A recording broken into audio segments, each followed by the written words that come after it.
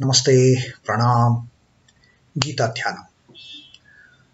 Om Parthaya Pratibodhitam Bhagavata Narayanena Swayam Vyasena Gratitam Purana Munina Madhye Mahabharatam Advaitamritavarshinim Bhagavatim Ashtadashadhyayinim Ambatvam Bhagavad Gite Bhavadveshini. Oh, Bhagavad Gita, with which Lord Narayana himself gave enlightenment to Arjuna. The ancient sage Vyasa included it in the Mahabharata. O goddess, showerer of the nectar-like knowledge of non-dualism contained in your 18 chapters, O my affectionate mother, the destroyer of rebirth, I meditate upon thee. Krishna Vandana. Vasudeva Sutam Devam Kansachanuramardanam Devaki Paramanandam Krishnam Vande Jagadgurum. Son of Vasudeva, the slayer of Kansa and Chanur, extreme delight for Mother Devaki, O Lord Krishna, the supreme teacher of the universe, my salutations to you.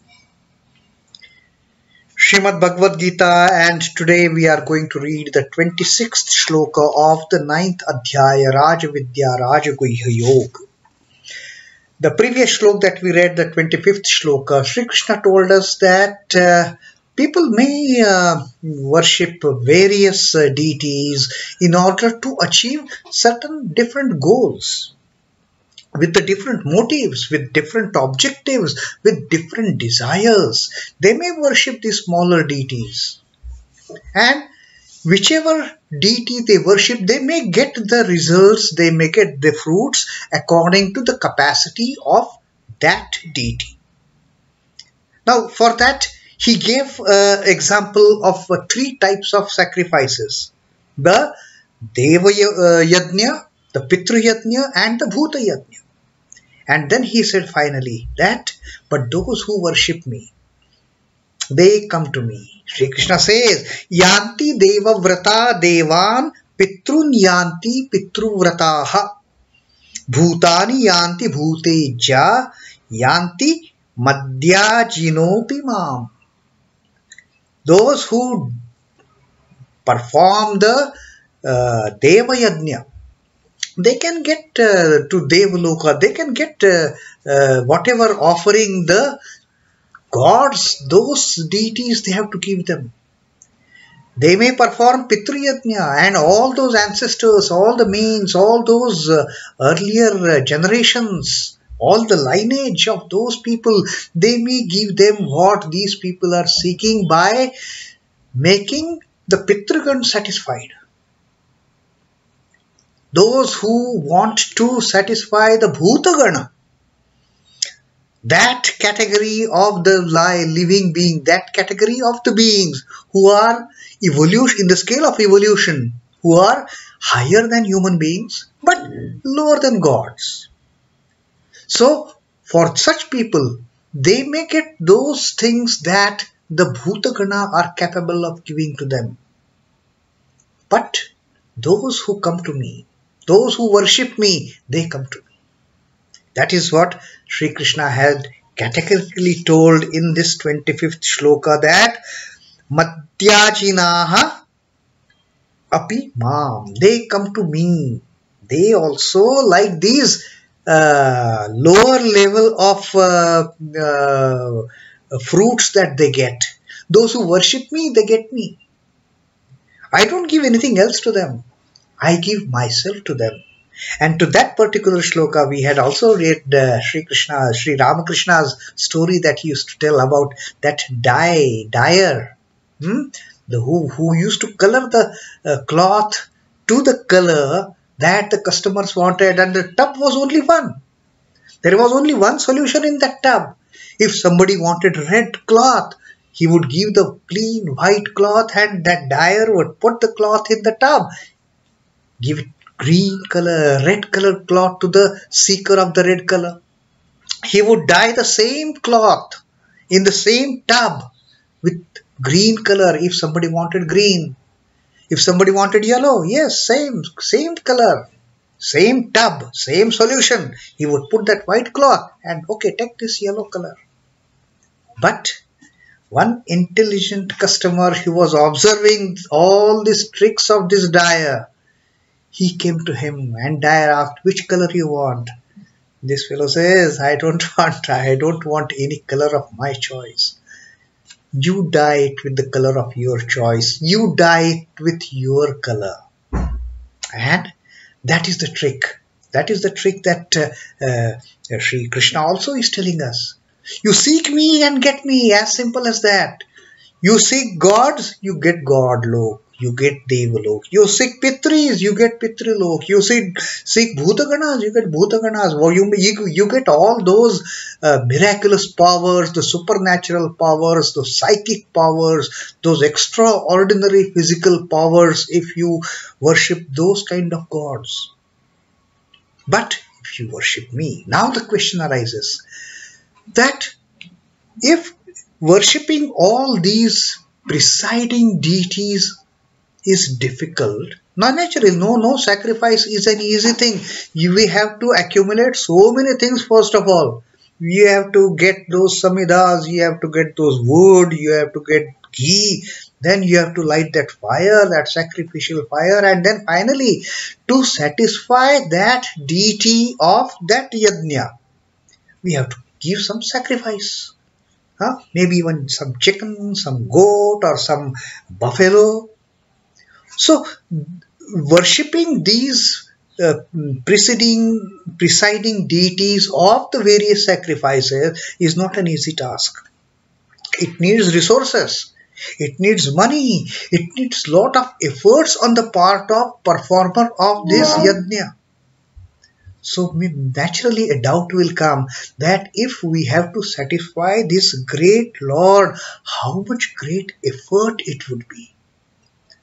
I mean, okay, if I have to perform a small yajna, I may have to spend maybe 10,000, 20,000 rupees or maybe 1 lakh rupees. But if I have to satisfy this ultimate Lord, maybe I will have to make a plan for collecting so much huge wealth to offer it to him, to offer it as a sacrifice. If that doubt will come. Now that doubt, if it has come in the minds of the listeners of the Bhagavad Gita, Sri Krishna is clarifying that doubt also in this 26th shloka that we are going to read now. Sri Krishna says, as far as worshipping Krishna is concerned, as far as worshipping the ultimate reality is concerned, what all do we need? Do we need all these kind of paraphernalia? Do we need all these kind of resources for offering as sacrifice? Sri Krishna tells us that secret. Now this is again a Guhya, Paramaguhya. This is a Raja Guhya that he is going to tell us in this 26th shloka of the Raja Vidya Raja Guhya Yoga. Patram pushpam phalam toyam yo me bhaktya prayachati tadaham bhaktyuparhyutam ashnami prayatatmanaha. Very simple. Sri Krishna says, don't get worried over any expenses or the efforts or what kind of troubles we have to take to please me. Sri Krishna says, Patram, the leaf, Pushpam, flower, Phalam, a simple fruit, Toyam, and water. Yome bhaktya prayachati. Any of these things that one offers to me, one's prayachati, one offers to me with bhaktya, with devotion, with dedication. Whichever of these a devotee offers to me with all the devotion, with most sincere devotion, tadaham bhaktyuparhutam ashnami prayatatmanaha. Tat aham bhakti uparhutam. That all these things which are offered to me, uparhutam is offered to me by bhakti, with bhakti. Bhaktya uparhutam. Ashnami, I accept. I lovingly accept. Ashnami prayatatmanaha. Prayatatmanaha is pure-minded. All these simple things offered to me by these pure souls, by these pure-minded devotees, which are offered to me with great devotion. I accept all these things and I fulfill their wishes. I don't need any elaborate arrangements. Now, normally what happens? When, let us take an example of the same government official and the Governor General. Is it easy to meet the Governor General? Not at all. You have to meet so many protocols. Take appointment and this and that. But at least the little lower level government official you can easily meet, isn't it? And that is what our concept is. That is what our perception is. That is what our normal day-to-day thinking is. That if we have to meet a lower official, we don't have to take much effort. We just go to the office, walk in, maybe knock at the door, and the officer will say, "Come in." We go and meet the official, but we can't meet the Governor General with such an ease. But here, in this realm of divinity, the things are heavier. It is so easy to meet the Governor General. It is so easy to satisfy the Governor General than the lower officials. For lower officials, for this god, that demigod, that Pitrugan, that Bhutagan, you have to make so much of effort. You have to accumulate so many resources. You have to spend so much money. And then you perform that yajna. And that again, you have to perform that yajna with Shraddha, not just like doing something. Only then your wishes get fulfilled by these presiding deities of these sacrifices. But what about the Lord? What about the ultimate Lord? Here ultimate Lord has given us the beautiful secret. He has just told. He said, whatever these pure-minded souls, they offer me, whether it is simple leaf, whether it is simple flower, whether it is simple fruit, or if not,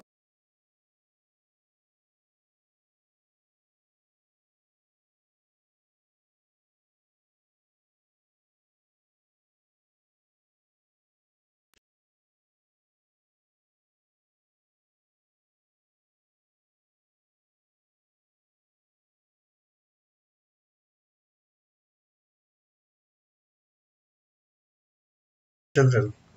He's saying, you come to me, man. You come to me, my child. I am there for you. Whosoever offers to me with devotion a leaf, a flower, a fruit, or even water, I accept that. I accept that pious offering of those pure in heart. Of those prayatatmanaha. Those pure in heart. Whatever they offer to me. Bhakti uparutam. Offered to me with devotion. That is what is wanted by the Lord. Nothing more, nothing, elaborate, nothing show, no show off. Metaphysical understanding and material abundance are of no avail to gain access to the Lord. Lord doesn't want your riches. Lord doesn't want your treasures. Lord doesn't want to know how much wealth you have. Lord wants to know how much devotion you have, how much bhakti you have, how much shraddha you have. It is pure devotion to which Lord submits himself. If you have a little spark of devotion, God is extremely happy. He who has bhakti gains Bhagwan easily. A leaf and such like things are mere tokens of love. And therefore, in the scriptures, in the Puranas, in the literature, we keep on reading about all those beautiful stories that how the Lord accepted even the humblest of the offerings by his devotees. A khichdi, simple khichdi offered by Vidura to Sri Krishna was happily accepted by him. He didn't want all those palatial delicacies offered by Duryodhana and other Kauravas. A simple khichdi offered by Vidura with all the love and affection and devotion. When his friend Sudama came to him with a little parched rice, puffed rice tied in the end of his cloth, who was hesitant to give it to him, to Sri Krishna. What Sri Krishna did? He just snatched away that cloth, opened up hungrily. He was so hungry. And he opened up that, untied that cloth and hungrily started enjoying that puffed rice brought by that poor friend of his. That is what because Sudama had brought that with great bhakti. And Sri Krishna, like a hungry boy, like a hungry friend, he just hogged onto that offering of that simple puffed rice. Or take the example of Rama. When Shabari, that great devotee of Lord Rama, she knew that Rama is in this forest going somewhere, and she wanted to offer something to her deity, to her chosen Ishta Devata.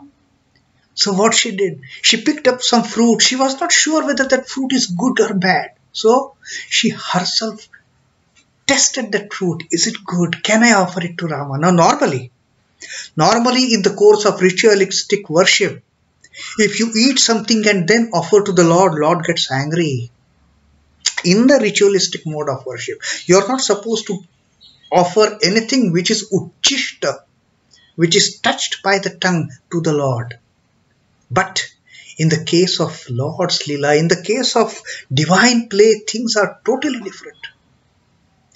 Rama happily accepted all those fruits which even were tasted by Shabari, because she had offered it with all the devotion to her chosen ideal. And in fact, Lakshmana was a bit nervous that how can Rama accept this gift of, half-eaten fruits. But for Rama, that half-eaten fruit, which was eaten because of bhakti for Rama, was much more important than to go by these ritualistic norms of don't accept anything which is uchishta. So Lord is so simple. He just wants love. He just wants bhakti. He just wants some offering from the pure-minded. That is again the main clause in this shloka. The pure-minded. Those pure-minded beings, whatever they offer with the great bhakti is acceptable to the Lord. Lord never says no to it. Let it be just some simple leaf. You may not have any, basket full of flowers. Just a small flower. Offer it to Lord. Lord, this is what I have. This is what I can afford. Please take it. If you are pure-souled, if you are pure-hearted, if you are offering with the great devotion, Lord cannot deny it. And that is the difference between the ultimate Lord and these lower level gods, for that matter, gods or goddesses, or the presiding deities of these various sacrifices. So this is what Sri Krishna has told us in this. This is again such a beautiful shloka that you offer me everything. A pure-minded person when offers me anything for that matter, leaf, fruit, flower, or even simple, 1 spoon of water, you offer it to me with great devotion. I accept everything. To me, that is the greatest sacrifice than sacrificing thousands of chicken or goats or buffaloes. You offer a offering of a pure-minded person with great devotion. A leaf is sufficient.